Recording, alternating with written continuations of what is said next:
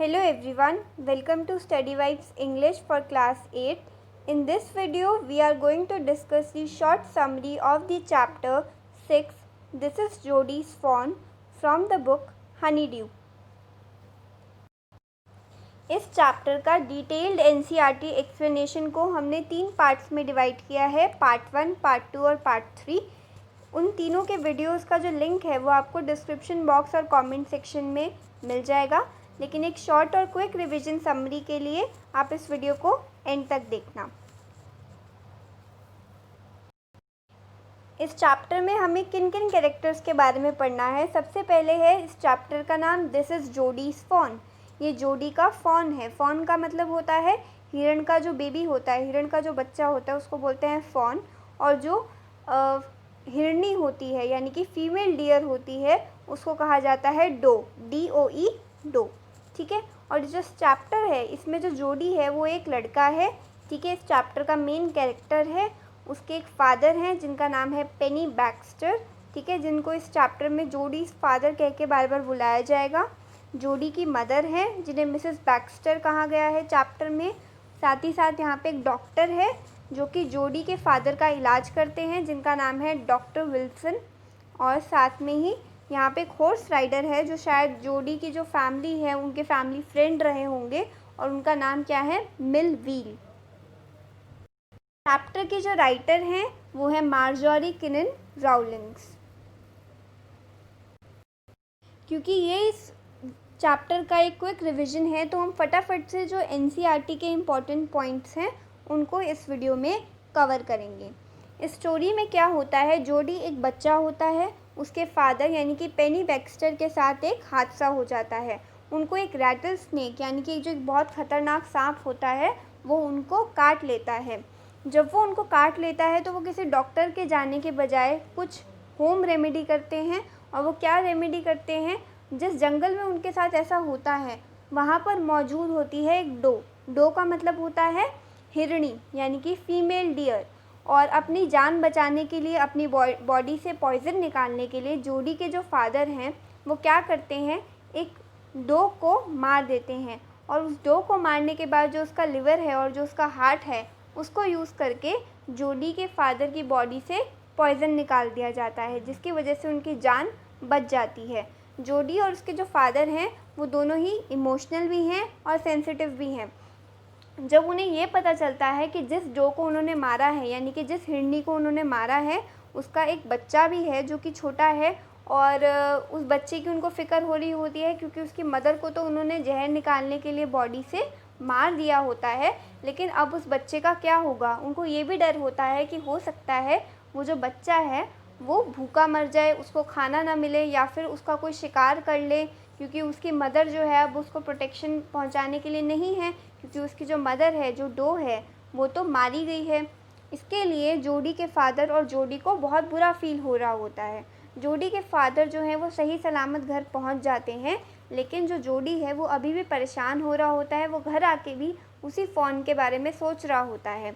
जैसे ही जोडी के फादर को होश आता है वो अपने फादर से सबसे पहली बात यही पूछता है कि क्या आपको उस डो और फ़ोन के बारे में याद है.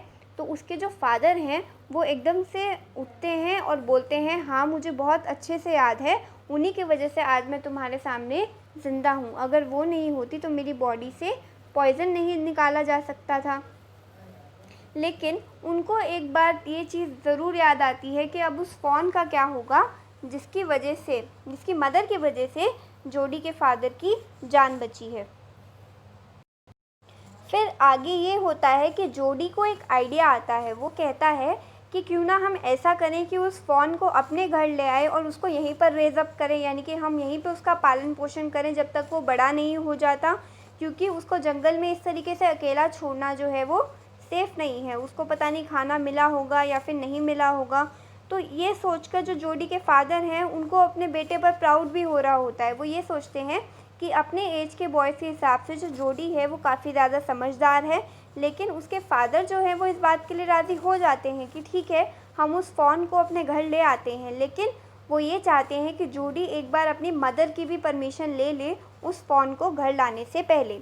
अब यहाँ पर जो जोडी की मदर का रिएक्शन होता है वो काफ़ी अलग होता है. जो जोडी की मदर है ना, उनके साथ ये होता है कि जैसे ही जोडी उन्हें बात बताता है तो उसकी मदर वो ये कहती हैं कि जोडी तुम्हें फिर उसको वो दूध देना पड़ेगा जो हम तुम्हें देते हैं। यानी कि जो जोडी की मदर है वो ये कहना चाहती है कि हम उस फ़ॉन को क्या खिलाएंगे पिलाएंगे, हम उसका ध्यान कैसे रखेंगे। लेकिन जो जोडी है अपनी मदर को किसी न किसी तरह कन्विंस कर लेता है और उसकी मदर को ये बात माननी पड़ती है कि ठीक है तुम उस फ़ॉन को ले आओ। वहाँ पर क्या होता है, मिलविल एक फैमिली फ्रेंड है जो वहाँ पर मौजूद होता है जोडी के घर पर। वो जो है जोडी के साथ जाने के लिए मान जाता है कि ठीक है वो जोडी को अपने हॉर्स पर बिठाकर फॉरेस्ट में लेके जाएगा और उस फ़ॉन को अपने घर लेकर आ जाएंगे और उसको किसी न किसी तरह ढूंढ भी लेंगे। अब यहाँ पर जो डॉक्टर विल्सन हैं जिन्होंने जोडी के फादर का इलाज किया है, जिन्होंने पॉइज़न निकाला है, वो भी ये सोचते हैं कि इंसानियत के नाते हमें ज़रूर उस फ़ॉन को घर ले आना चाहिए क्योंकि हमने उसकी मदर को किल किया है, तो इसके बदले में उसको कॉम्पेंसेट करने के लिए हमें भी उसके लिए कुछ करना चाहिए। जोडी की मदर जब जोडी को फ़ॉन को लाने के लिए भेज रही होती है मिलविल के साथ, तो हर मदर की तरह उनको भी यही टेंशन होती है कि क्या जोडी घर वापस जल्दी आ जाएगा। वो उसको यही पूछती हैं कि तुम घर जो है जल्दी से आ जाना, रात को ज़्यादा देर मत करना। और जो मिलविल है वो भी राज़ी हो जाता है कि आप चिंता मत कीजिए, मैं जोडी का ध्यान रखूँगा। और मिलविल जोडी को अपने पीछे बिठाकर ले जाता है। अब इस चैप्टर में एक इम्पॉर्टेंट पॉइंट आता है। इम्पॉर्टेंट पॉइंट ये है कि जो जोडी है उसको इस बात की भी टेंशन हो रही होती है कि क्या फॉरेस्ट में उसको वो फ़ॉन मिल जाएगा। हो सकता है कि वो कहीं और चला गया हो या फिर कहीं छुप गया हो। अगर वो उसे नहीं मिला तो वो क्या करेगा। इसी दौरान वो मिलविल से एक बात पूछता है कि एक बात बताओ, क्या हमें वो फ़ॉन जो है वो मिल जाएगा। यानी कि उसकी जो लाइन्स होती हैं वो ये होती है, do you think the fawn still there, क्या आपको लगता है कि फ़ॉन अभी भी वहीं होगा। अब यहाँ पर जो जोडी है वो ये मान रहा होता है कि जो फ़ॉन है वो एक मेल फ़ॉन है। तो इस पर मिलविल ये कहता है कि तुम्हें कैसे पता कि वो जो फ़ॉन है वो एक मेल है। तो जोडी ये कहता है कि उसके फादर पेनी बैक्स्टर ने उन्हें ये बताया है कि वो जो फ़ॉन है उसकी बॉडी पर जितने भी स्पॉट्स हैं वो एक लाइन में बने हुए हैं, जो ये बताता है कि वो जो फ़ॉन है वो एक मेल है। और जबकि जो एक फ़ीमेल फ़ॉन होती है उसकी बॉडी पर जो भी स्पॉट्स होते हैं वो फैले हुए होते हैं। फिर हम स्टोरी के नेक्स्ट पार्ट पे आते हैं। जोडी जो है अभी भी उसके दिमाग में उस फ़ॉन के थॉट्स चल रहे होते हैं, ठीक है। और वो मिलविल को किसी न किसी तरह से डायरेक्शंस बताता रहता है कि इधर चल के देखते हैं, इधर चल के देखते हैं, यहाँ पर पापा को रैटल स्नेक ने काटा था, ज़रूर ये फ़ॉन हमें यहीं मिल जाएगा। अब यहाँ पर जो जोडी है उसको अजीब लगने लग जाता है कि जो मिलविल है वो उसके साथ आगे भी रास्ता तय करे, क्योंकि जोडी को इस बात का डर होता है कि अगर मिलविल उसके साथ रहा और अगर वो फ़ॉन नहीं मिला, कि अगर वो फ़ोन वहाँ पर उन्हें नहीं मिलता है तो जोडी के लिए और मिलविल के लिए ये बहुत ज़्यादा डिसअपॉइंटिंग होगा। और जोडी नहीं चाहता कि जो मिलविल है वो भी डिसअपॉइंटेड हो, उसे भी दुख हो कि इतनी दूर आने के बाद उन्हें फ़ोन नहीं मिला। और अगर वो फ़ोन मिल जाता है तो जोडी ये मानता है कि उसकी और उस फ़ोन की जो मीटिंग है वो इतनी सीक्रेट होगी और इतनी लवली होगी कि वो नहीं चाहता कि कोई और उस चीज़ को देखे। वो किसी के साथ भी इस बात को शेयर नहीं करना चाहता। इसीलिए वो चाहता है कि वो जो मिलविल है वो यहाँ से चला जाए और जोडी अकेले ही मेहनत करके उस फ़ोन को ढूंढ निकाले। लेकिन यहाँ पर जो मिलविल है वो बात नहीं मानता है, क्योंकि जोडी की मदर को इस बात की टेंशन थी कि जो जोडी है वो सही सलामत रहेगा या नहीं, इसीलिए मिलविल साथ गया था। लेकिन जोडी मिलविल को कन्विंस करता और कहता है कि मुझे रास्ते पता है, मैं घर वापस जल्दी आ जाऊँगा, आप चिंता मत करो। और मिलविल जो है इस बात को मान जाता है, वो भी अग्री हो जाते हैं कि ठीक है जोडी, तुम ध्यान से रखना, अपने आप को सेफ़ रखने की कोशिश करना। और वो उसको कुछ डायरेक्शंस बता देता है जिससे जो जोडी है उसके खोने का डर जो है वो कम हो जाता है। अब नेक्स्ट क्या आता है, जोडी बहुत गहरी गहरी झाड़ियों में से निकल के जाता है और उसको बहुत सारी बुशेस देखने को मिलती है।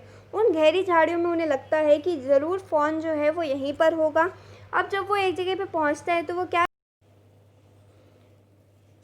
देखता है कि वहाँ पर एक ऐसी जगह आ जाती है जहाँ पर कुछ बजर्ड्स का मतलब होता है वल्चर, जिन्हें बाज या गिद्ध भी कहा जाता है, जो क्या करते हैं जंगल में जब भी कोई जानवर मर जाता है तो उसका जो मांस बचता है उसके ऊपर अटैक करते हैं, उसको खा जाते हैं। जोडी ने देखा कि एक ऐसा ही ग्रुप जो है वो वहाँ पर बैठा हुआ था। काफ़ी सारे वहाँ पर बजर्ड्स यानी कि बाज और गिद्ध का ग्रुप था जो वहाँ पर किसी कैरकस के आसपास बैठा हुआ था। कैरकस का मतलब होता है एक स्केलेटन। जैसे कोई जानवर मर जाता है तो उसके मांस को ख़त्म कर दिया जाता है, तो उसका जो स्केलेटन है वो वहीं पड़ा रह जाता है।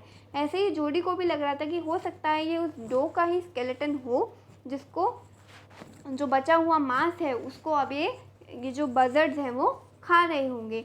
जोडी चारों तरफ देखता है, घास को क्लियर करते करते, घनी घनी झाड़ियों को हटाते हुए वो वहाँ निशान लगा लेता है जहाँ से वो होकर गुजरा है, और ये देखता रहता है कि कहीं पर कोई निशान या कोई ऐसी साउंड मिल जाए जिससे ये पता चल जाए कि वो फॉन कहाँ पर है। अब वहाँ पर जो बजर्ड्स होते हैं ना, उसको जोडी का आना ज़्यादा पसंद नहीं आता। वो चाहते हैं कि जो जोडी है वो यहाँ से चला जाए और वो जो है वापस से अपने काम धंधे पर लग जाएं, क्योंकि जोडी जो है वो उनको वहाँ पर डिस्टर्ब कर रहा था। अब जब जोडी वहाँ से गुज़र रहा था तो उसने देखा कि वहाँ पर कुछ पंजों के निशान थे, जो ऐसा लग रहा था कि शेर के पंजों के निशान हैं। शेर के पंजों के निशान होने का मतलब है कि यहाँ पर कोई तो जानवर आया है जिसको शेर ने उसके मांस पर अटैक करा है। लेकिन जोडी को एक बात ध्यान आती है कि जो शेर है वो हमेशा ताज़े मांस को ही खाता है, और जो बाकी कुछ बच जाता है उसको कौन खाते हैं, उसको इसी तरीके के बर्ड्स या फिर गिज़र्ड्स वगैरह बर्ड्स जो होते हैं, वल्चर्स होते हैं, वो सब उसको खा लेते हैं। वो ग्रास को हटा हटा कर देखता है। उसको ऐसा लगता है कि जो कल रात को बारिश हुई थी उसने सिर्फ शेर के पंजों के निशानों को ही छोड़ा है, और बाकी कोई भी अगर निशान जो था वो सब कुछ जा चुका है। कोई साउंड नहीं थी, कोई साइन नहीं था। जितने भी बजर्ड्स थे वो अपने विंग्स को हिला रहे थे, वो भी डरावने लग रहे थे, और वो चाह रहे थे कि जो जोडी है वो वहाँ से चला जाए और वो अपने काम पर वापस लग जाए। अब हम आते हैं थर्ड पार्ट पर। थर्ड पार्ट ये एक्चुअल मीटिंग होगी यहाँ पर जोडी और उस फॉन की। जो जोडी है, जैसे ही उस फॉन को जोडी से मिलने का मौका मिलता है, वो जो फॉन है वो अपने फेस को आगे कर देता है। उसका हेड जो है वो वाइड है, उसकी जो आइज़ हैं वो टियरी आइज़ हैं। टियरी यानी कि उसकी आंखों में आंसू देखने को मिलते हैं। ऐसा लगता है कि वो जोडी को विस्पर करके यानी कि बता रहा है कि हाँ, वो मैं ही हूँ जिसको तुम ढूंढ रहे हो। अब वो जो फॉन है वो थोड़ा सा कमज़ोर भी लग रहा होता है, ठीक है, और जोडी जो है कोशिश करता है उसके और ज़्यादा पास जाने की, लेकिन जोडी को भरोसा नहीं हो रहा होता कि वो फ़ॉन जो है वो चुपचाप कैसे खड़ा है, क्योंकि ऐसे किसी भी फ़ॉन के पास अगर कोई जाएगा तो हो सकता है वो भाग जाए या वहाँ से निकलने की कोशिश करे, लेकिन वो चुपचाप वहीं पर खड़ा रहा जहाँ वो खड़ा था। उसने अपनी नोज़ को लिफ्ट किया, जोडी को सूंघने की कोशिश की। जोडी ने देखा उसकी जो बॉडी थी वो बहुत स्लीक थी, बहुत सॉफ्ट था वो फ़ॉन। उसकी बॉडी में से ग्रास की स्मेल आ रही थी। जोडी को ऐसा लग रहा था कि वो उसको अपनी बाजुओं में उठाने पर कि अगर ये टूट गया तो, क्योंकि जोडी को ऐसा लग रहा था कि वो फ़ॉन जो है वो एक असली फ़ॉन नहीं बल्कि एक चाइना डियर से बना फ़ॉन है। चाइना डियर का क्या मतलब है? चाइना डियर का मतलब है एक ऐसा क्ले यानी मिट्टी से बना हुआ कोई हिरण होगा जो हाथ में लेने पर टूट भी सकता है। तो जोडी जो है वो बहुत केयरफुली उसकी सॉफ्ट सी बॉडी को अपने हाथों में उठाता है, और उसके जो पैर होते हैं उस फ़ॉन के वो इतने ज़्यादा कमज़ोर होते हैं कि जोडी उसको जैसे ही उठाता है वो एकदम बेजान से लटक रहे होते हैं, ठीक है। उसके जो पैर होते हैं वो काफ़ी ज़्यादा लंबे होते हैं, इसलिए जोडी कोशिश करता है कि वो किसी भी घास वगैरह में ना अटक जाए, इसलिए जितना हो सके वो उतना ऊंचा अपने बाजुओं में उसको उठा लेता है। अब जोडी को एक बात का डर ये भी लगता है कि जो फ़ॉन है वो उसको बार बार सूंघने की कोशिश करता है, तो हो सकता है वो अपनी मदर की स्मेल लेने की उससे कोशिश कर रहा है। तो जोडी को लगता है कहीं ये मुझे पैर मार के भाग ना जाए या मुझे मुँह पे ना मार दे, ठीक है। लेकिन जब तक जोडी के पास उस फ़ॉन का साथ था, जोडी को ऐसा लग रहा था कि ये फ़ॉन जो है वो उसी का फ़ॉन है और वो पता नहीं कितने सालों से उस फ़ॉन को जानता है। जोडी के जो दिल की धड़कन थी वो बहुत ज़ोर से धड़क रही थी। ऐसा लग रहा था कि वो जो फ़ॉन है उसका उससे जो मिलना है, वो मीटिंग जो है वो बहुत ज़्यादा प्यारी है, ठीक है। और वो उस रास्ते तक भी पहुंच गया, एक ऐसा रास्ता जहाँ से घर के लिए जो है रास्ता कटता था और जोडी अपने घर जा सकता था। कई बार वो बीच रास्ते में रुका भी और वो जो फ़ॉन है उसको उसने अपनी गोद से नीचे उतार दिया, और वो जो फ़ॉन था वो खुद चलने की कोशिश करता रहा, ठीक है। और जोडी उसके साथ बात भी कर रहा था और ये भी कह रहा था कि अभी मैं चलते चलते थक गया हूँ और मैं उसको तब उठाऊँगा जब मुझे थोड़ी सांस आ जाएगी। और इसी तरीके से दोनों का साथ रहा। जोडी ने उस फ़ॉन के साथ एक नाटक भी करा। जोडी ने कोशिश की कि वो उस फ़ॉन को वहीं पर छोड़ दे और थोड़े से आगे खुद चला जाए, लेकिन उसको अपने फादर की वो बात याद आ गई कि अगर आप एक बार किसी फ़ॉन को अपनी गोद में उठा लेते हो तो वो आपको याद रखता है और आपके पीछे पीछे आता है। इसी तरीके से जैसे ही जोडी ने उस फ़ॉन को नीचे उतारा और वो आगे बढ़ने लगा, तो वो फ़ॉन जो है वो जोडी के पीछे पीछे अपने आप ही आने लग गया। और जोडी को ये बात समझ में आ गई कि जो फ़ोन है ये उसी का है और वो उससे बात भी करना चाहता है, ये उसी की बिलोंगिंग है, ये उसका खुद का फ़ोन है। और जोडी को ये बात सोच सोच कर ही बहुत खुशी हो रही थी। जोडी को मन कर रहा था कि वो उसके साथ खेले, उसके साथ दौड़े, उसके साथ खूब मज़े करे, लेकिन जोडी को पता था कि उसको घर भी जल्दी पहुंचना है और उसके जो हाथ थे उनमें भी दर्द हो रहा था। जैसे जैसे वो आगे चढ़ता जा रहा था, जो फ़ोन है वो भी उसके पीछे पीछे आता जा रहा था। वो थोड़ी दूर चलता था, फिर उस फ़ोन को उठा लेता था और फिर घर का रास्ता जो है वो और ज़्यादा नहीं रहा, वो घर जल्दी ही पहुंच गए। और जो मौसम है वो भी बहुत अच्छा हो गया था। जोडी को काफ़ी ज़्यादा थकावट हो गई थी, लेकिन धीरे धीरे जो हवा चल रही थी वो जोडी को ठंडक का एहसास दे रही थी। और उसके बाद क्या होता है, जोडी सोचता है कि वो तो उसको अपने घर ले जाएगा, लेकिन जो फ़ोन होता है वो क्या करता है, वो सीढ़ियाँ चढ़ने में थोड़े से नखरे करने लगता है, वो सीढ़ियाँ नहीं चढ़ता। तो जो जोडी है वो कोशिश करता है उसको ऊपर चढ़ाने की और अपने फादर के पास उसको ले जाने की। फिर जोडी अपने पापा को बुलाता है और बोलता है कि पापा देखो। और वो जो उसके फादर हैं पेनी बैक्स्टर, वो अपना सिर जो है वो जोडी की तरफ घुमाते हैं। जोडी उनके पीछे ही खड़ा होता है और जो पेनी है वो इस बात को देखकर बहुत खुश हो जाता है कि जो जोडी है उसने उस फ़ोन को अपने साथ घर ले आया है। और वो क्या कहते हैं, I am glad you found him, कि मुझे खुशी है कि तुम्हें ये मिल गया। फिर जोडी किचन जाता है और वो जो फ़ोन है वो भी उसके पीछे जाता है। फिर सुबह का जो दूध होता है, जो सुबह उन्होंने लाया होता है, उस पर क्रीम आ गई होती है, उसने क्रीम को हटा के एक जग में डालता है और एक छोटे से बर्तन में उसके लिए दूध डाल देता है। अब वो जो फ़ोन है वो इतना छोटा होता है कि जोडी को क्या करना पड़ता है, अपनी उंगलियां जो हैं वो मिल्क में डालनी पड़ती हैं और उसके बाद फ़ोन के मुंह में डालनी पड़ती हैं और फिर जो फ़ोन है वो मिल्क को सक करके पी लेता है। और यहाँ पर आपको एक बहुत अच्छा सा मतलब यहाँ पे कुछ लाइंस दी हुई हैं कि जो माउथ है फ़ोन का वो काफ़ी ज़्यादा सॉफ्ट है, उसको बहुत तेज़ भूख लगी होती है, वो ग्रीडीली सारा दूध जो है वो पी जाता है।